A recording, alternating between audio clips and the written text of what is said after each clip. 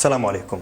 يقول دكتور مصطفى محمود: لن تكون متدينا إلا بالعلم، فالله لا يعبد بالجهل. واحدة من أكثر الخرافات انتشارا على الإنترنت خرافة بتحكي في بحث علمي نشرته المجلة العلمية بلانت موليكولار بيولوجي أن مجموعة من العلماء الأمريكيين وجدوا أن بعض النباتات الاستوائية تصدر ذبذبات فوق صوتية تم رصدها وتسجيلها بجهاز الرصد الإلكتروني، وأن هذه النبضات تتكرر أكثر من 100 مرة في الثانية. وأشار بروفيسور ويليام براون الذي كان يقود فريق متخصص لدراسة تلك الظاهرة أنهم عجزوا عن تفسيرها. وبعد عدة أيام وعدة تجارب وقف عالم بريطاني مسلم وقال: نحن المسلمون لدينا تفسير هذه الظاهرة منذ أكثر من 1400 سنة. وقرأ عليهم قول الله سبحانه وتعالى: وإن من شيء إلا يسبح بحمده ولكن لا تفقهون تسبيحهم. وأن هذه النبضات تشكل لفظ الجلالة كما يظهر على شاشة الجهاز. وكالعادة بعد عدة أيام أعلن ويليام براون إسلامه وسط دهشة الحضور.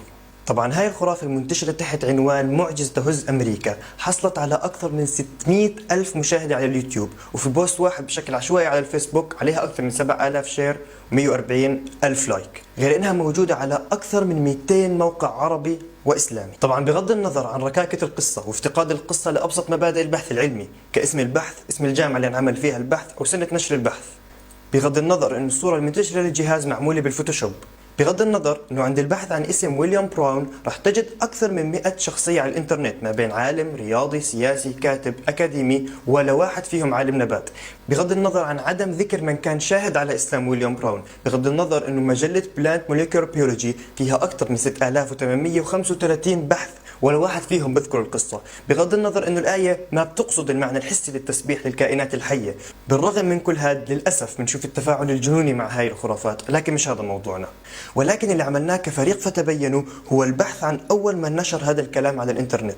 وكانت المفاجأة اللي ما بيعرفها كثير من المسلمين إنه إحنا وجدنا إنه أول من نشر هذا الكلام على الإنترنت موقع لملحدين عرب في تاريخ 2/3/2005. مجموعة من الملحدين العرب بيلعبوا لعبة باسم اختبار عقول المتأسلمين لاختراع قصة خرافية تتضمن عدة شروط حتى يثبتوا لأنفسهم وللمجتمع أن المسلمين ليسوا سوى مجموعة من الأغبياء بحد وصفهم. وللأسف كثير من المسلمين بيكونوا عند حسن ظنهم، وبعد مجموعة من الاقتراحات والتعديلات والإضافات بيثبتوا على النص النهائي وهو النص المنتشر زي ما حكينا. طيب السؤال اللي بيطرح نفسه: هل جميع الخرافات بينشرها ملحدين؟ لا، للأسف كثير من الخرافات بتيجي من المسلمين أنفسهم أصحاب العقول الخفيفة، مثل الصديق الجاهل اللي بده ينفعك فبيضرك.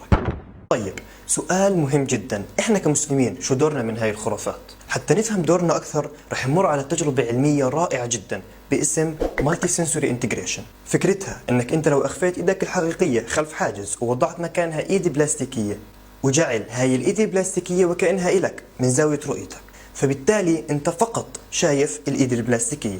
بعد هيك لو قام الشخص بالتأثير على ايديك التنتين الحقيقية والبلاستيكية من خلال اللمس مثلا بنفس المكان وبنفس القوة ولعدة مرات، خلال دقائق عقلك سيتم خداعه ورح تشعر ان الايد البلاستيكية جزء من جسمك. ليش؟ لأنه هي الإيد اللي أنت شايفها. بعد هيك لو تم فجأة ضرب الإيد البلاستيكية راح تشعر بألم حقيقي. وهذا إحنا لو تخيلنا إنه الخرافات هي الإيد البلاستيكية والإسلام هو اليد الحقيقية، وهذا اللي بيصير معنا فعلا.